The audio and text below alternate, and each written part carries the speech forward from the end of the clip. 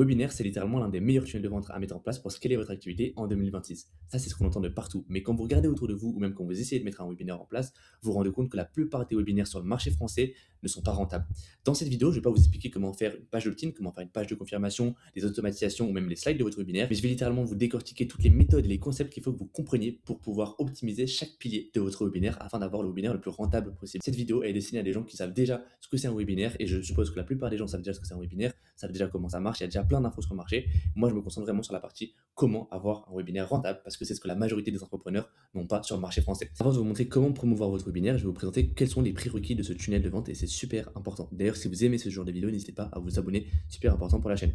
Un, c'est les prérequis. Quels sont les prérequis de votre offre? Ça va être d'avoir une offre market fit. Si votre offre n'a pas été assez confrontée au marché, alors on risque d'avoir un problème, vous risquez de louper des conversions sans comprendre pourquoi. Deux, c'est d'avoir une offre qui est high ticket. Dans cette vidéo et dans la plupart de mes vidéos YouTube, on va parler seulement de webinaire vers book a call. Donc les gens réservent un appel, puis font face à un closer et sont closés sur une offre high ticket. Je ne parlerai pas de vente en direct. C'est pour ça qu'il faut au minimum du coup, une offre à 1 500 €, une offre high ticket. C'est vraiment le grand minimum. Et troisième chose, c'est d'avoir forcément de la social proof, des preuves, des résultats, des témoignages. Logiquement, si vous avez une offre market fit, c'est déjà le cas. Mais la social proof, c'est super important. Et si on n'en a pas, on risque de se casser la margoulette, comme on dit, sur le webinaire. La deuxième chose en termes de prérequis, c'est au niveau capacité. C'est d'être à l'aise à l'oral. C'est l'une des premières choses au niveau capacité. Parce que le webinaire, c'est l'un des formats qui est vraiment exceptionnel par rapport à des VSL, etc. Mais ce format live, on y prend avantage surtout quand on est à l'aise à l'oral. Alors je ne vous demande pas d'être super à l'aise à l'oral, mais d'avoir un minimum d'être.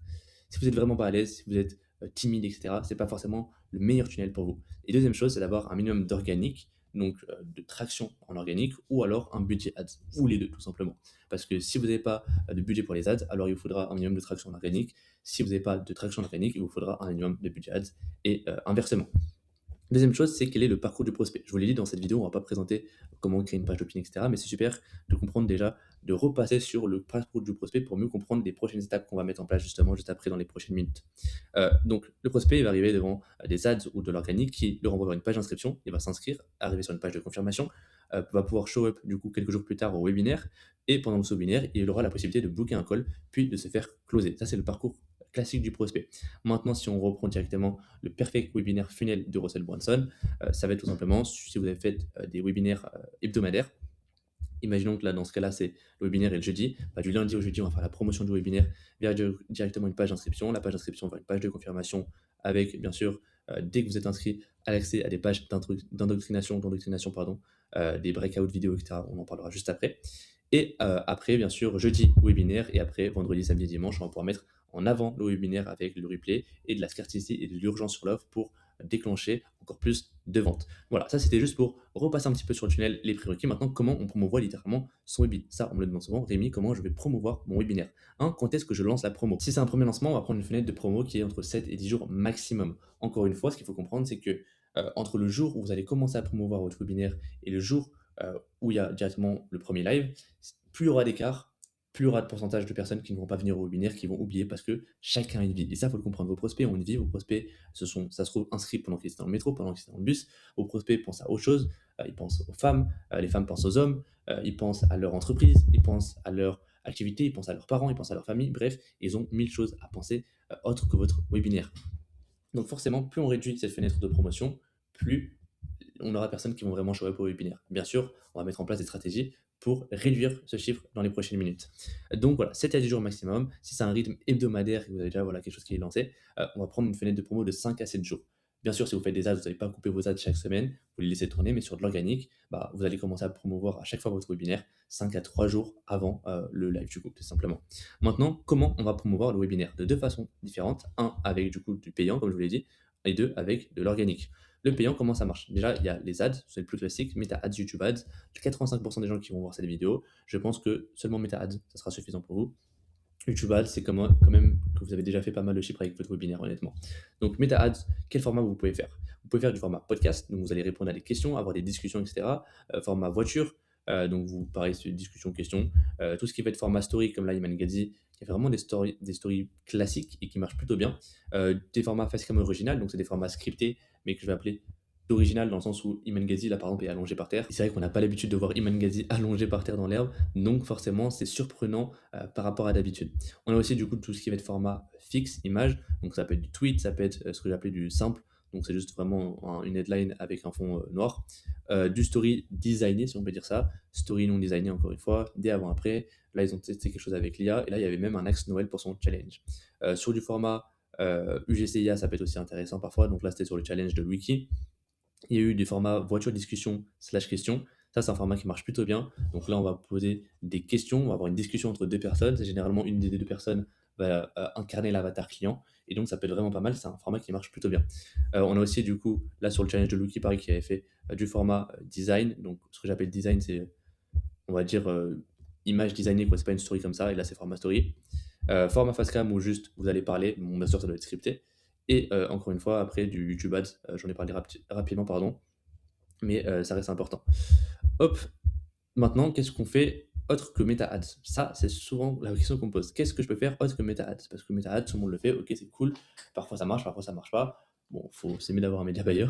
Mais qu'est-ce que je fais d'autre? Ce qui peut être intéressant, c'est de faire des stories payantes. Donc là, typiquement, sur le challenge de Loïc Bourget, on a eu une influenceuse qui a été payée parce qu'il est littéralement écrit ici, pardon, collaboration commerciale, pour faire une story et promouvoir, je crois qu'elle a même 1 million d'abonnés, il me semble, un truc comme ça, qui promouvoit pendant une story le challenge de Loïc et sa copine, j'ai oublié son nom, je suis vraiment désolé, de Cozy Ong, mais j'ai plus son nom en tête. Dernière chose, ça va être aussi les séquences, les shoots dans les séquences email. Si vous avez une personne qui a votre avatar client dans une grosse base email, donc une grosse base email et la plupart sont votre avatar client, ça peut être intéressant de payer un shoot dans une séquence email tout simplement, où pendant, je sais pas, 1, 2, 3 jours, on va pouvoir mettre en avant votre webinaire ou votre challenge via du coup une séquence email de quelqu'un qui n'est pas vous, tout simplement. Et aussi, il y a du retarget ads. Bon, je l'ai mis ici, mais c'est à peu près pareil que les ads. Ça, c'est seulement intéressant uniquement quand vous avez plus de 1000 personnes qui rentrent dans ce groupe de personnes qu'on va retargeter. Donc, imaginons qu'il y a 1000 personnes, moins de 1000 personnes plutôt, on va dire 700 personnes qui ont montré un intérêt pour votre webinaire mais qui ne se sont pas inscrits. Ça vaut pas le coup de faire du retargeting. À ce moment-là, si c'est plus de 1000 personnes, oui, ça vaut le coup. Dans tous les cas, ce ne sera pas une grande partie de votre budget, honnêtement. Mais ça vous permet d'avoir quand même des prospects à moindre coût et de ne pas perdre du coup des prospects que vous avez déjà target au début. Maintenant, en organique, qu'est-ce qu'on peut faire? On va pouvoir faire du coup des réels. Donc là, par exemple, il y a Shelby qui a fait un réel vraiment classique où elle fait un réel et juste en dessous, on a une description avec notamment un call to action. Donc, command sales to serve your spot for the next masterclass. Donc, en gros, command sales et on va réserver du coup ta place pour la prochaine masterclass. Vous pouvez faire des séquences de story. Donc là, il y avait Louis qui a fait une séquence de story que j'ai d'ailleurs analysé un peu plus profondément dans une de dans ma dernière vidéo d'ailleurs. Donc, une séquence de 3 stories où il présente du coup son webinaire et pourquoi vous devrez vous inscrire. Il y a tout ce qui va être communauté, donc communauté Circle, communauté Discord, communauté School, tout ce qui est groupe pardon, WhatsApp, Telegram, tout ce qui va être vidéo YouTube. Donc là, sur le challenge de Yomi, il y avait un CTA en vidéo dans un vlog, donc juste il y a eu une coupure dans un vlog et un CTA en motion design pardon, vers son bootcamp. Il y a eu Louis qui, sur son challenge, qui a fait du coup 4 vidéos en 2 semaines avant son challenge. Dans ces 4 vidéos, à chaque fois, il y avait du coup un call to action en bio et un commentaire épinglé vers sa page d'inscription.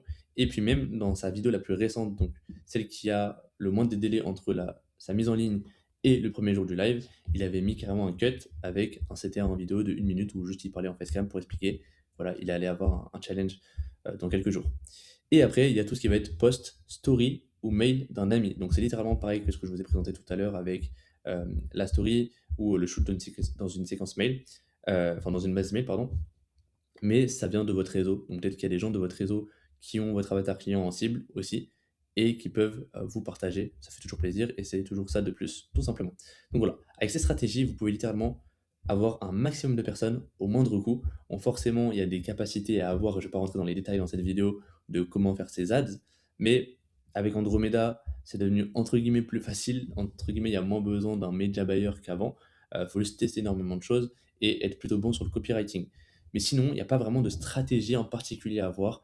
Juste mettre en place ce que je vous ai dit. La plupart des gens font juste de l'ads ou la plupart des gens vont juste faire un petit peu d'organique avec des stories ou des séquences de stories. Essayez de faire un peu plus de choses. Potentiellement, un shoot dans une séquence email, c'est presque pas fait sur votre marché. Peut-être que vous connaissez quelqu'un qui peut vous le faire pour très peu d'argent et ça va vous rapporter énormément de leads avec un coût par lead qui est vraiment bas. Donc, renseignez-vous sur ça peut vraiment être super intéressant. Deuxième chose, c'est sur le pourcentage de show-up. Ça, c'est littéralement le plus gros problème qu'on retrouve sur le webinaire, j'ai l'impression, c'est le pourcentage de show-up. Ok, vous avez 1000 inscrits typiquement, mais s'il y en a 10, enfin 10% qui viennent, donc c'est-à-dire 100 personnes, ça vaut vraiment pas le coup. Enfin, c'est pas que ça vaut vraiment pas le coup, mais il y a un problème, quoi. Donc, ce qu'il faut comprendre pour optimiser son show up, c'est d'abord le parcours du prospect. Le prospect, si vous voulez, il arrive sur une question initiale, c'est est-ce que ça vaut mon énergie? Si oui, il va s'inscrire parce qu'il est encore dans cet état de curiosité. S'il s'inscrit, il va avoir cette phase de justification où c'est vraiment le point critique, il va se dire est-ce que je m'engage vraiment à assister à ce webinaire? Et c'est à ce moment-là que nous, on va vraiment les déclencher certaines choses chez ce prospect pour qu'il, le but c'est qu'il vienne au webinaire tout simplement. Donc ce qu'il faut comprendre, c'est qu'il y a 4 niveaux d'intérêt. Le niveau 1, ça va être la curiosité, le niveau 2, c'est l'intérêt général, 3, fort intérêt, et 4, la conviction. Et nous, le but, c'est qu'avant ce webinaire, il est monté le plus possible vers conviction, tout simplement parce que c'est conviction, c'est au moment de la conviction que les gens achètent vraiment et qu'on fait des dollars qui sont d'ailleurs dégueulasses. Donc en gros, notre but avec les stratégies de show-up, c'est que les gens montent le plus possible, les prospects montent étage par étage, hop, boum, boum, jusqu'à conviction, jusqu'à acheter tout simplement. Donc pour ça, on va utiliser plusieurs stratégies. La première, c'est la Hammer Strategy. Cette stratégie, on la voit très très peu sur le marché français et personne n'en parle. Elle est utilisée vraiment que par les plus gros, typiquement le Wiki. Et c'est une stratégie qui a été développée aux US par Jeremy Haynes, qui sert tout simplement à retargeter massivement avec du contenu entre guillemets organique, mais on va le retargeter avec des ads. Du contenu, tout ce qui va être éducatif, on va répondre à des questions et des fausses croyances, et on va retargeter tous les gens qui se sont inscrits à votre webinaire. Et on va aller du coup push les 4 niveaux d'intérêt pour qu'à chaque fois on monte de palier en palier sur chaque niveau d'intérêt. Concrètement, le but c'est d'être omniprésent. C'est que la personne, elle s'est inscrite, peut-être qu'elle était dans le métro, peut-être qu'elle faisait sa vie, elle a juste oublié qu'il y avait un webinaire. Et là, en fait, vous allez passer dans son feed. À chaque fois, tous les jours, vous allez passer dans son feed obligatoirement vu que c'est un retargeting. Littéralement. Donc, vous allez faire 4 types de contenus. Le premier, c'est du coup de passer de curiosité à intérêt. C'est répondre aux questions conscientes que la personne se pose sur le challenge ou sur le webinaire, peu importe. Donc, ça va être combien de temps ça va durer, quel est l'objectif, est-ce que je peux le faire même si j'ai pas d'argent, est-ce que 2 heures ça va suffire. Vraiment les questions de base, c'est vraiment les questions de passer de curiosité à avoir un minimum d'intérêt pour le webinaire. Deuxièmement, c'est les questions de second niveau, donc de passer de intérêt à fort intérêt. Donc ça va être toutes les questions un peu plus sérieuses sur le webinaire. Euh, à quoi ça va me servir? Pourquoi j'aurai un fort intérêt pour ça en fait? Est-ce que ça va vraiment avoir un bénéfice? Est-ce que c'est vraiment quelque chose que je veux changer? Si oui, est-ce que je suis en capacité de le changer avec ma situation actuelle? Donc, il faut vraiment répondre à des fausses croyances. Vous pouvez sortir du contenu éducatif sur, par exemple, des retours clients, des témoignages, etc. Ça peut être intéressant d'avoir un espèce de podcast typiquement avec un de vos clients qui a eu des beaux résultats. Il va y avoir tout ce qui va être aussi les objections, du coup, de passer de fort intérêt à quasi-conviction. Donc, désamorcer les freins relationnels et émotionnels, temps, argent, légitimité. Ça, c'est sur deux choses. Un, sur le webinaire. Donc, j'ai pas de temps pour venir au webinaire. J'ai pas l'argent pour venir au webinaire parce que je sais pas, on va me présenter une offre typiquement. Et j'ai pas la légitimité de venir au webinaire, mais aussi parce que par exemple j'ai pas assez d'XP ou quoi que ce soit, ou je veux pas assez comprendre, mais aussi sur la partie méthode, sur votre méthode. Imaginons c'est l'immobilier, bah, j'ai pas assez de temps pour l'IMO, on va casser ces freins-là, ces fausses croyances. J'ai pas assez d'argent pour l'IMO, on va casser ces fausses croyances. Et j'ai pas assez de légitimité parce que j'ai pas assez d'expérience, on va casser ces fausses croyances. Et quatrièmement, ça va vraiment être passer du coup à l'étape de la conviction, c'est recalibrer ce que la personne doit attendre pour maximiser la présence et l'attention. Qu'est-ce qu'elle doit attendre du webinaire? Qu'est-ce qu'elle ne doit pas attendre du webinaire aussi? C'est super important. Voilà, ça c'est la Hammer Strategy, ça demande quand même un budget en ads parce que vous allez retargeter des gens. Généralement, ce qui est conseillé, si je dis pas de bêtises, ça va être 10 à 30% du budget ads global dans cette stratégie. C'est vraiment bien parce que pour le coup, ça augmente vraiment, vraiment votre pourcentage de show-up tout simplement. Et c'est une stratégie qui est encore une fois très peu utilisée en France alors qu'elle marche exceptionnellement bien. Deuxièmement, ça va être le setting. Le setting par humain, par un vrai humain quoi, tout simplement, ou le setting IA. Ce setting IA, enfin le setting en général, pardon, ça va nous permettre avant l'event, pendant l'event, après l'event, d'avoir une relation avec la personne. Donc créer une relation humaine dès l'inscription, comme je l'ai écrit ici. Ça va permettre d'avoir aussi un accès un peu support, donc faciliter l'accès aux live et aux ressources, d'avoir une réassurance, rassurer et accompagner tout au long. En fait, c'est comme si vous avez la personne, soit vous pouvez du coup vous présenter comme un membre de l'équipe, soit à vous présenter directement comme la personne qui fait le webinaire. Typiquement, bah, Iman Gadi, pendant son challenge, c'est lui qui m'a envoyé un message. Bon, je savais très bien que c'était Nia, mais c'était lui qui m'a envoyé un message. Du coup, j'avais un point de contact, j'avais quand même, si j'avais besoin de questions, je posais la question et il me répondait. J'avais de la réassurance. Et voilà, donc réponse aux questions, je l'ai déjà mentionné. Ce qui est cool, c'est qu'on va pouvoir aussi personnaliser l'information. Donc, à partir de la motivation et de la personne en face, on va pouvoir vraiment envoyer des ressources ciblées, du contenu éducatif, des preuves sociales. Typiquement, si on est dans la perte de poids et qu'en face de moi, il y a un homme de 40 ans, je ne vais pas lui envoyer la preuve sociale des résultats d'une femme de 20 ans qu'on a eu. Ça n'aura aucun sens. Pareil, vidéo, étude de cas, réponse aux objections, c'est super important. On va pouvoir vraiment ajouter la personnalisation. Et ça change littéralement tout parce que vous allez créer un lien avant le webinaire. Donc, la personne, elle a déjà parlé avec vous. Donc, forcément, elle a déjà beaucoup plus de confiance, beaucoup plus engagée, beaucoup plus de chances qu'elle vienne au webinaire. Et en plus de ça, plus tard, ça va vous permettre d'avoir un follow-up qui est vraiment naturel et de faire des relances qui sont pas agressives. C'est pas une relance où qu'est-ce que tu as fait? T'as pas acheté au webinaire, t'as pas pris d'appel. C'est vraiment en mode ok, qu'est-ce que tu as pensé de webinaire? Trop cool, est-ce que tu as des questions? Ah, tu penses que t'as pas le temps pour l'appel? Pourtant, l'appel il dure que tant de temps. T'inquiète pas, l'appel il est 100% gratuit. Tu pensais que c'était payant? Ok. On va pouvoir vraiment répondre à pas mal d'objections et donc optimiser non, de un le show-up, parce que c'est le but du coup de ce pôle-là, mais surtout plus tard, ça peut jouer énormément aussi sur le nombre de personnes qui vont prendre un call avec vous, le nombre de personnes qui vont vraiment show up à ce call, le nombre de personnes qui vont être closées. Parce qu'encore une fois, on va vraiment monter entre ces quatre niveaux d'intérêt. Troisième chose, et c'est ce que la plupart des gens font déjà, c'est la séquence email. C'est super important, mais je quand même, tout le monde le fait, mais je préfère quand même repasser dessus, un petit point dessus pour vous montrer concrètement qu'est-ce qu'il faut. Ce qu'il faut comprendre, c'est le principe clé dans les mails, c'est un inscrit n'est pas vendu. Il manque des informations pour se justifier mentalement de venir. Donc en gros, nous, il faut qu'on leur donne les bonnes informations pour qu'ils passent à l'action. S'il n'a pas les bonnes infos, il ne viendra pas au webinaire, tout simplement. Donc la première chose, c'est de clarifier ce que l'événement va rapporter, pardon, et pour qui il est et pour qui il n'est pas. Typiquement pour de l'immobilier ou pour un business en make money. Ok, si tu veux atteindre 3 000 € par mois et pouvoir te reconvertir, alors cet événement est fait pour toi. Si tu penses gagner 10 000 € par mois dès le premier mois en travaillant 2 heures par jour, cet événement n'est pas fait pour toi et ne vient pas. Ça permet de recalibrer vraiment les attentes. Deuxième chose, c'est de monter en conscience, donc de parler des erreurs courantes, des mauvaises croyances, des leviers réels de réussite, typiquement dans l'immobilier. Quelles sont les erreurs les plus courantes en immobilier? Qu'est-ce que vous est déjà arrivé? Qu'est-ce qui est déjà arrivé à vos élèves ou à des gens que vous connaissez? Quelles sont les mauvaises croyances en immobilier? C'est vraiment tout ça et de donner un petit peu de valeur pour le coup, tout en racontant des histoires et en incitant les gens à bien venir d'ailleurs au webinaire, pardon. Le 3, ça va être le traitement des jouissions, donc tout ce qui va être temps, niveau, expérience passée, peur de perdre son temps. Donc encore une fois, il y a la catégorie webinaire et la catégorie méthode. Donc, pourquoi elle aura le temps de venir au webinaire? Elle a largement le niveau de venir au webinaire et c'est fait pour son niveau-là. C'est fait pour les gens expérimentés, mais aussi pour les débutants.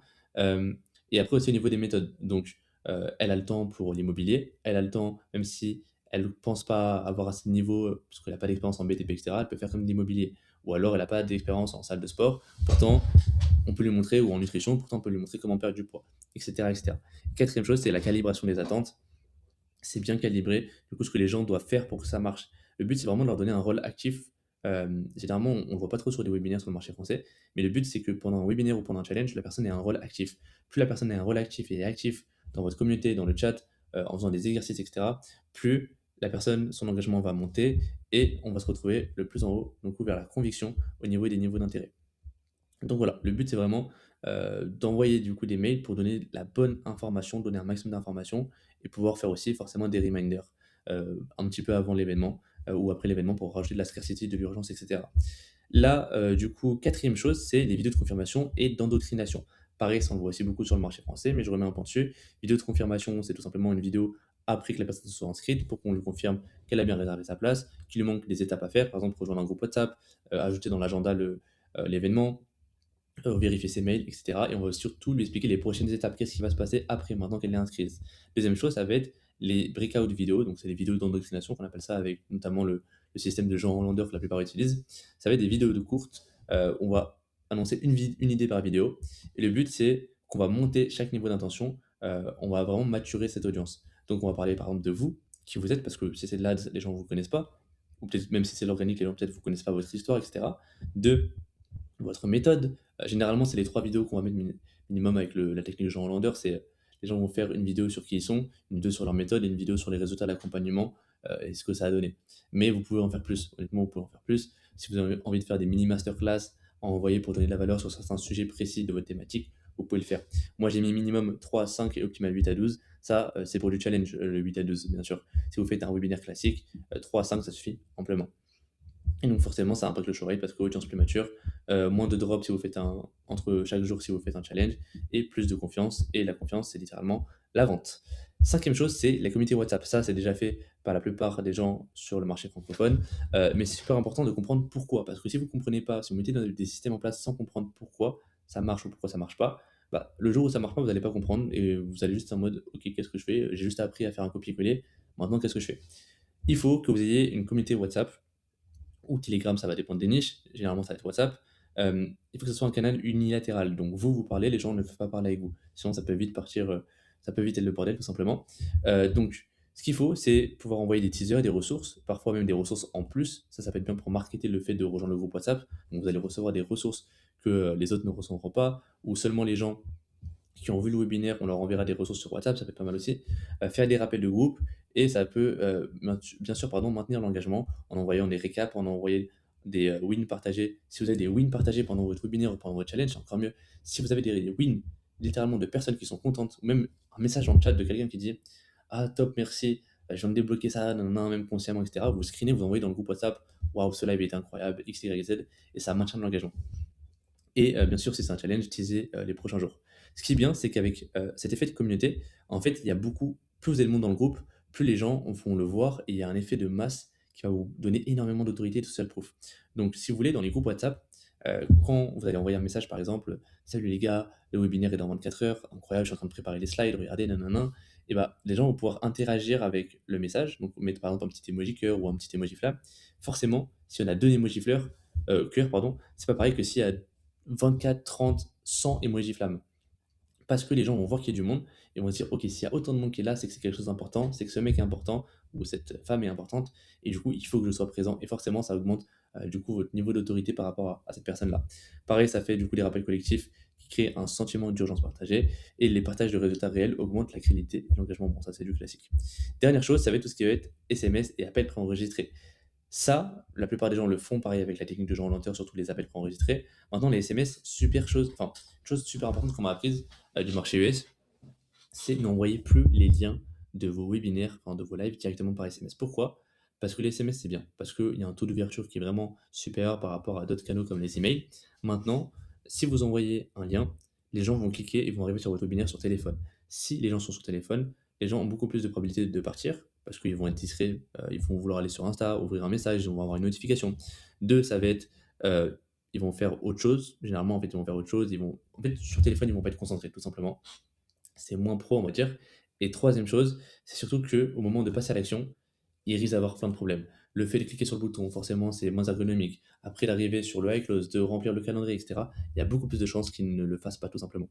Donc le but, nous, c'est qu'ils viennent le plus possible sur des formats PC ou tablette à la limite. Donc forcément, on va leur potentiellement leur préciser que le live commence dans 5 minutes et qu'ils ont reçu le lien dans le groupe WhatsApp, typiquement, ou par mail. Mais on va pas leur envoyer le lien parce que c'est super important qu'ils viennent sur PC, et ça, on devra bien sûr le préciser tout au long du funnel. Deuxième chose, sur les appels préenregistrés, ça peut être pas mal. Si vous pouvez aussi segmenter concrètement qui sont les absents avec Webinar Jam, ça on peut le faire. Segmenter qui sont les absents même après 20 minutes de live et qui ne sont pas les absents. Comme ça, on rappelle les absents 20 minutes après le début pour essayer de faire un petit rattrapage des absents. Ça, c'est cool. Par contre, ce qui est important à comprendre sur ce module, et je l'ai clairement mis ici, c'est que ces deux tactiques, elles augmentent le pourcentage de show-up, mais pas le niveau d'intérêt. Donc, elles sont efficaces pour appeler ceux qui ont vraiment oublié, mais ne poussent pas les gens avec zéro intérêt à venir. C'est pour ça que cette technique, elle va pouvoir amener des gens qui sont ici. Maintenant, notre but, et c'est vraiment pour ça que je vous ai présenté cette chose dans cet ordre-là, pardon, c'est que la Hammer stratégie, le setting, les séquences email et les vidéos d'endoctrination, la communauté WhatsApp, etc., c'est vraiment important pour augmenter le niveau d'intérêt. Et c'est ça le plus important. Parce que si vous avez un énorme un niveau 1, 2, 3, un énorme niveau d'intérêt chez vos prospects, ils vont venir naturellement. Il n'y aura même pas besoin de leur rappeler, ils vont venir naturellement parce qu'ils sont déjà engagés. Maintenant, si vous êtes juste là à garder leur niveau d'intérêt en curiosité, mais juste leur rappeler au dernier moment, ah, tu t'es inscrit à ce webinaire, viens vite, viens vite, viens vite, et qu'ils viennent par curiosité, ça va être plus compliqué, même si le webinaire peut encore les convertir. Donc voilà, ça c'est super important. Là, je vous ai donné un maximum de valeur sur le show-up. Je pense littéralement que vous pouvez, dans certains cas, vous pouvez même x10 votre pourcentage de show-up si vous êtes à 5%. Forcément, bon, 5%, si vous êtes à 5%, c'est très grave. Mais vous pouvez faire de très bons résultats, en tout cas avec les stratégies que je vous ai montrées ici. Maintenant, sur la structure de votre webinaire. Alors, encore une fois, je ne vais pas vous présenter comment créer vos slides, mais c'est super important de comprendre comment se structure un bon webinaire et surtout quelles sont les choses importantes à mettre en place pendant le live pour avoir un maximum d'engagement de la part de vos prospects et encore une fois, d'augmenter leur conviction tout simplement à acheter chez vous. Première chose, c'est que moi, je suis généralement, et ce que font la plupart des gens, c'est de suivre du coup Expert Secret, enfin en tout cas la formule de Russell Brunson qui vient de son livre Expert Secret, du Perfect Webinar. Donc concrètement, comment ça va se passer? Généralement, on va commencer live avec la One Sentence Persuasion. Donc, désolé pour mon anglais approximatif. On va justifier tous les échecs qu'ils ont eus. On va faire partir leur peur. On va essayer d'encourager leurs rêves, de confirmer leurs suspicions par rapport généralement à leurs ennemis et enfin à vos concurrents typiquement. ou à leur ennemi aussi, et aussi de jeter des pierres directement sur leur ennemi. Il faut vraiment que vous ayez un ennemi commun. Deuxième chose, généralement, ce qu'on va faire, c'est un petit peu de storytelling. On va parler de son histoire pour comprendre qui on est, montrer les phases de haut, montrer les phases de bas. Donc, on était au plus bas, on était à votre place. Maintenant, regardez où on en est. Donc, vous pouvez le faire aussi. Et après, on va passer aux trois secrets. Je fais un point sur ces trois secrets parce que c'est super important. Je vois trop de gens faire n'importe quoi avec ces trois secrets. Ces trois secrets, c'est pas les trois thèmes les plus importants de votre niche ou de votre méthode. Les trois secrets, c'est super important de suivre vraiment ça à la lettre, comme il y a écrit ici. Le premier secret, en tout cas, la première clé, ou vous appelez ça comme vous voulez, secret, peu importe. Le premier secret, c'est de casser la fausse croyance, la plus grosse fausse croyance sur votre véhicule.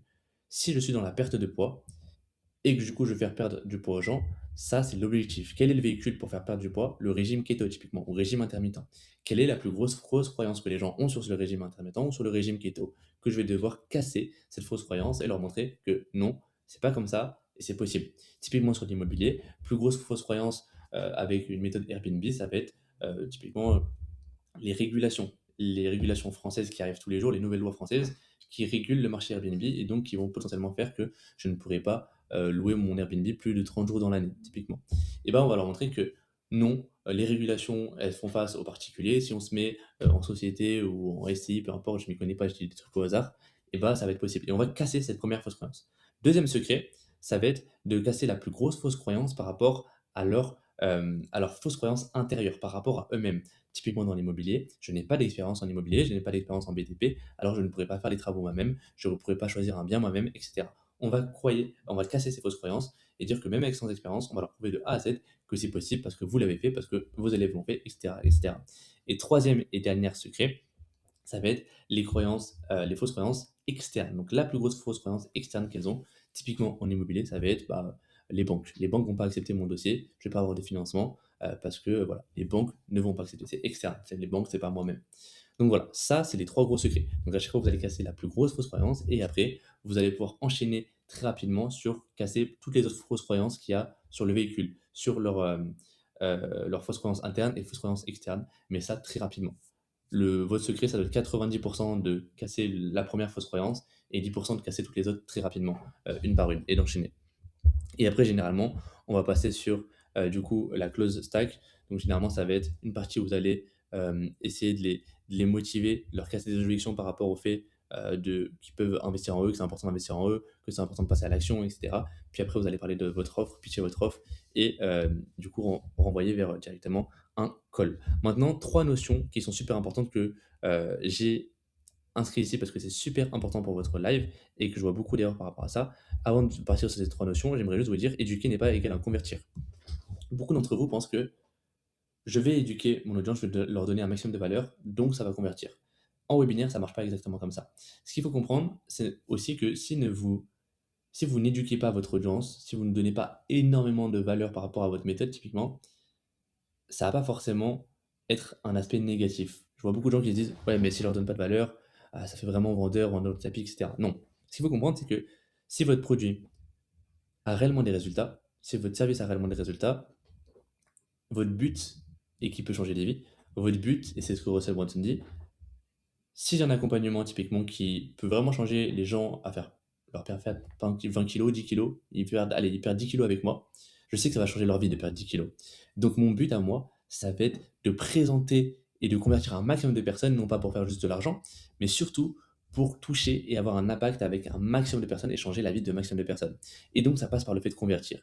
Et ce qu'il faut comprendre, c'est que vos prospects, ils vont pas forcément convertir quand vous allez leur éduquer. Vous allez pouvoir leur donner un maximum de valeur. S'ils ont des fausses croyances par rapport à votre méthode, par rapport à eux, par rapport à tout ce qui est externe, ils ne vont pas bailler, enfin, ils ne vont pas acheter. Pareil, s'ils ont des fausses croyances par rapport s'ils ne sont pas dans cette mentalité d'investir en eux, s'ils ne sont pas dans cette mentalité de passer à l'action rapidement, etc., ils ne vont pas passer à l'action et ils vont rester dans cette situation, donc pas changer de vie. Par contre, si vous êtes là à vraiment casser les croyances sans forcément leur donner mille valeurs sur votre thématique, sans forcément leur montrer comment se faire financer un appartement, comment vraiment gérer leur nutrition, etc., mais juste les classiques et leur faire comprendre par contre pourquoi il faut changer maintenant, c'est ça qui va les faire convertir et c'est ça qui va leur faire littéralement changer de vie et c'est ce que vous voulez logiquement. Sur le côté financier, bien sûr, parce qu'on va pas se mentir, on fait pas ça pour le pain béni, mais aussi sur le fait d'avoir un impact réel sur le marché. Ça, c'est super important, je voulais absolument l'aborder parce que c'est un point qui m'est important.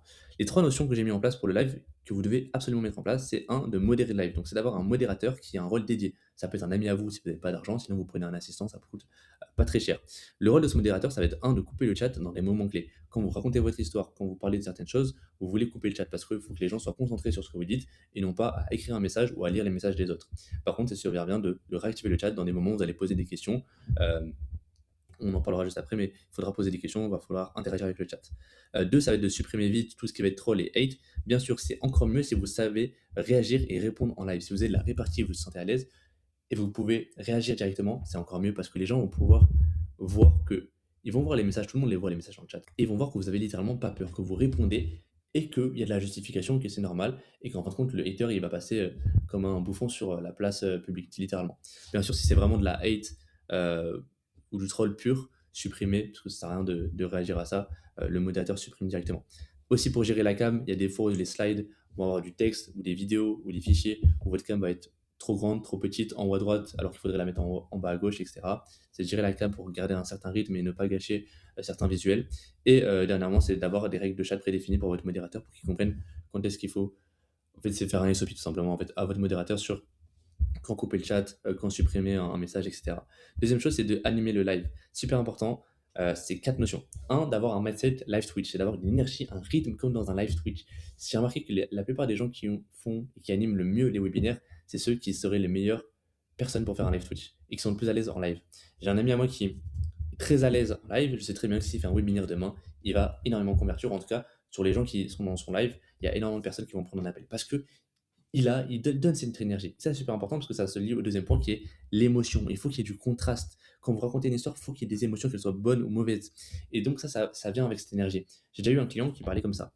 Il parlait comme ça, ouais, les gars, ok, super, incroyable, non, non, non. Non, il faut donner de l'énergie. Vous voyez, quand je vous parle, moi, je donne de l'énergie. Ça me prend de l'énergie et je vous la donne. Et c'est littéralement ce qu'il faut faire parce que vous avez l'avantage d'avoir un format qui marche extrêmement bien, qui est le webinaire. Et l'avantage du webinaire, c'est d'être en live avec ces personnes-là. Et donc, si vous interagissez avec le chat, que vous répondez à leurs questions, que vous faites des sondages avec eux et qu'en même temps, vous allez avoir ce mindset de live Twitch et en même temps donner des émotions, de procurer des émotions, qu'elles soient bonnes ou mauvaises, tristes ou heureuses, et bah ça va vraiment changer énormément les choses sur qui va rester jusqu'à la fin du webinaire, qui va vraiment être engagé, comment augmenter les levels, les niveaux d'intérêt comme on a parlé sur la partie show up. Et dernièrement, ça va être sincère, d'être authentique. Parce que vous pouvez avoir ces 3 points, j'ai déjà vu des gens avoir ces 3 points sans être authentique et jouer un rôle. Et ça, je trouve ça dommage et je trouve que ça se ressent un peu. Peut-être que ça va pas jouer énormément sur vos conversions, mais généralement, ça se ressent. Quand vous allez faker de l'énergie, faker une émotion, faker tout ça, ça va se ressentir quand vous êtes là juste pour vendre. Et moi, un des meilleurs lives que j'ai vu, le webinaire, jusqu'à maintenant, ça a été celui, le challenge de Louis que j'ai analysé sur ma dernière vidéo YouTube, où vraiment, on sentait qu'il avait déjà ce mindset live Twitch, on sentait les émotions, il interagissait avec le chat, et en plus de ça, il était sincère. Il était là pour changer la vie des gens, pas juste pour l'argent. Il était là, les gars, je vous propose, vous êtes dans cette situation, et j'ai déjà été dans cette situation. Elle est mauvaise. Vous voulez changer, c'est trop bien. Et vous pouvez changer de vie, chacun a la possibilité de changer de vie. Maintenant, moi, je vous propose un programme. Et ce programme, il a déjà changé la vie de telle personne. Et il était là vraiment en mode authentique, sincère sur le fait de vendre. Et pas en mode je veux juste de l'argent, mais je veux changer, je veux impacter. Et c'est à ce moment-là qu'on comprend que il faut vraiment un pourquoi au final. Ça, c'est un autre sujet qui n'a rien à voir avec le webinaire, mais qui est quand même important. La troisième chose, c'est d'avoir un plan B. Ça, super, super important pour ce qui est imprévu technique. C'est d'avoir les slides en double, c'est d'avoir les ressources, toutes les ressources, donc slides, vidéo, fichiers, tout ce que vous allez montrer en multiformat, donc en PDF, en Word, en tous les formats qui sont possibles tout simplement. Si jamais il y a un problème, au moins vous switchez de format et vous restez pas stuck et vous perdez pas des gens sur live parce que il suffit d'un problème technique de 5 minutes pour que vous perdiez la moitié des gens, voire 75% des gens dans votre live. Et dernièrement, c'est Switch YouTube. Donc ça, c'est potentiellement prévoir un switch sur YouTube si vous voyez qu'il y a beaucoup de monde qui va potentiellement arriver à votre webinaire. Imaginez que vous avez 10 000 inscrits, vous vous dites, bah, ok, la limite Webinar Jam, je sais plus combien elle est, mais imaginons qu'elle est 2500. À 2500, ok, là, on a 10 000 inscrits, on va sûrement être au-dessus des 2500. Donc, on prévoit YouTube. Bon, logiquement, si vous êtes à 10 000, passez directement sur YouTube. Mais si vous êtes à la limite, prévoyez toujours d'avoir le live YouTube, donc YouTube Live, parce que si jamais votre webinaire jamais saute ou qu'il y a trop de monde, switchez directement sur YouTube Live, c'est beaucoup mieux quand il y a beaucoup de monde. Donc voilà, ça c'est sur la partie live, super important. En soi, vous pouvez pas trop la déconner celle-là si vous avez une bonne énergie, etc. Juste, faut pas faire de grosses erreurs. Mais si vous suivez une structure classique, que vous avez de l'énergie, tout peut bien se passer. Honnêtement, il n'y a rien qui peut mal se passer. Et dernièrement, ça va être le pôle vente. Ça, c'est un pôle qui est super important parce qu'il y a encore ce problème de show-up, il y a encore ce problème de niveau d'intérêt, et c'est à ce moment-là qu'on va vraiment déclencher les ventes.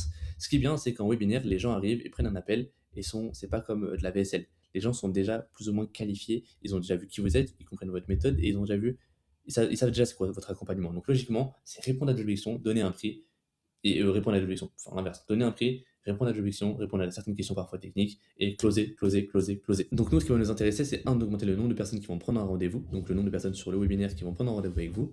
Deux, d'augmenter le nombre de personnes qui prennent un rendez-vous qui viennent directement pendant l'appel. Et trois, votre pourcentage de closing. Pour tout ça, je vous conseille d'utiliser soit iClosed, soit un outil form, typiquement Typeform, plus iClosed, qui est vraiment pas mal pour éviter tout ce qui est Calendly. Passer par iClosed, c'est genre 10 fois mieux, vraiment. La première chose, c'est comment augmenter le nombre de rendez-vous. Forcément, vous allez mettre de la scarcity, etc. directement pendant le webinaire, mais après le webinaire, comment faire? Un, mettre de la FOMO dans le groupe WhatsApp. Vous allez créer de l'urgence, donner de la preuve sociale, etc. pour rassurer les gens et en même temps rajouter de l'urgence, la scarcity.